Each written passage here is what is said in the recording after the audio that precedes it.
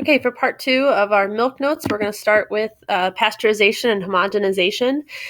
These are two things that are done to the milk that we drink that make it safe and more tolerable, would probably be the easiest way to put that. First of all, pasteurization is when we heat the milk to a really high temperature, and remember, it's killing off the harmful bacteria. This link right here is actually an excellent under 3-minute video. And what it is it's showing the history of pasteurization. We know that it was invented by Louis Pasteur, but a lot of people say it was directly related to milk. It actually started as a process to help with beer and wine, and then it was transferred over to milk and the heating of milk to help keep it safe and protect from disease. Like I said, it's a very short video and it's very interesting to watch. The second process is homogenization. This is when what you are doing essentially, like we said, is breaking down that milk fat and distributing it. Remember, the prefix homo means the same. So it's mixing up all the milk to be the same. If you did not do this, we talked about here is milk that has not been homogenized. This is a very severe case. Here's a more probably average case, but you can see the milk fat rises to the top and the liquid settles to the bottom. And milk that is not homogenized, it just naturally does this.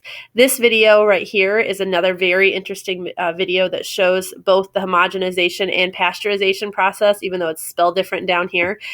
We spell it with a Z, but it is just a really neat video to watch. Moving on, types of milk. We discussed the 4 different types of milk that we typically drink. This is, remember, not the grading of milk. These are just the different fat contents. This is the Dairy Council. It's actually out of California, but I liked the image here where it shows whole milk, 2% or 1%, fat-free milk, even though, remember, it has 0.5 gram of fat per serving. There's also organic milk and lactose-free milk. This website is actually really interesting. It's kind of cool. It goes through and talks about milk processing, the homogenization, and the pasteurization, as well as fortification, which, remember, is adding a nutrient that wasn't necessarily there or not there in an abundance. And so we know that whole milk is fortified with vitamin D. And so that is discussing that process. They also discuss organic milk.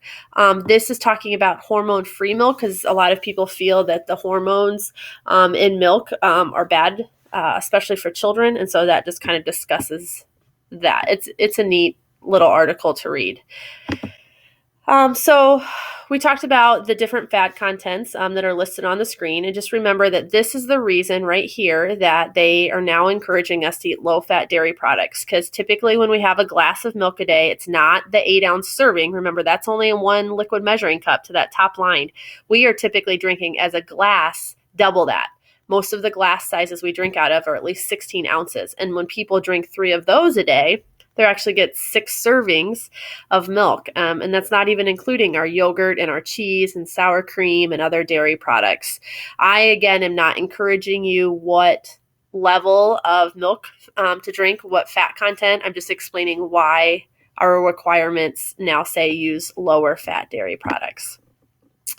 We went through all of these different dairy products. One of the things I want to point out is remembering the cultured products we discussed are yogurt, buttermilk, and sour cream, which just alter the nature of them and give them good bacteria added back after the pasteurization and taking out bad bacteria, and it gives very distinct qualities. Now, a lot of people I know argue that Wikipedia is not a good site to go through, but I flipped through this and I think it's really neat. It breaks down a lot of different dairy products, not only the ones we use in the United States, but just kind of throughout the world, and gives some neat images. So here's buttermilk, one we talked about, and that it is cultured. It goes through, I thought this is neat, camel milk. I had never seen that. Lots of different stuff. Condensed milk is one of the 2 canned milks we talked about. The other one was evaporated milk. Sweetened condensed milk is the one that's very sugary and used in a lot of sweets and desserts, whereas evaporated milk is the one that has about half the water. We said we did that for easy math of normal milk. It's right here, and you cook with it as well. So anyway, you can flip through there and see lots of the different dairy products. I'm not going to go through all of them.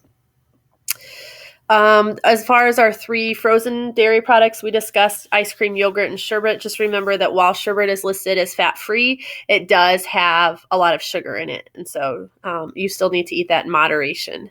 And then the grades of milk, I have looked all over the place for a good easy website or image to explain this, and I can't really find anything. So just what to remember for grading of milk is that is based on degree of sanitation. That is not talking about fat content, and it's important to understand the difference there. We all drink grade A milk. That is what is sold in the store. It's what is sold for direct consumption. Grade B milk is typically processed more into like a canned milk or a dried milk or something like that.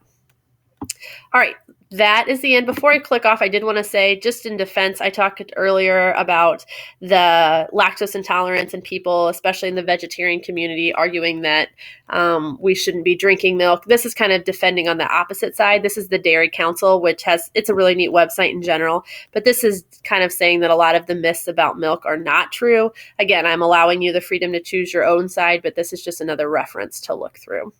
All right, and that is the end of part 2.